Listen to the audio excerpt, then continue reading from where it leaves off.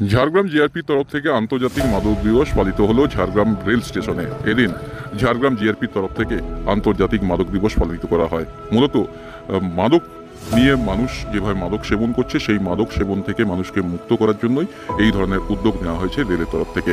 রেলের জিআরপির তরফ থেকে এদিন ঝাড়গ্রাম স্টেশনে র্যালি করে মানুষকে সচেতন করা হয় এবং তার পাশাপাশি হাতে প্লাকার্ড নিয়ে মানুষকে বোঝানো হয় যে মাদকদ্রব্য থেকে দূরে থাকার জন্য। আর এই র্যালিতে উপস্থিত ছিলেন জিআরপির ওসি সহ একাধিক আধিকারিকরা।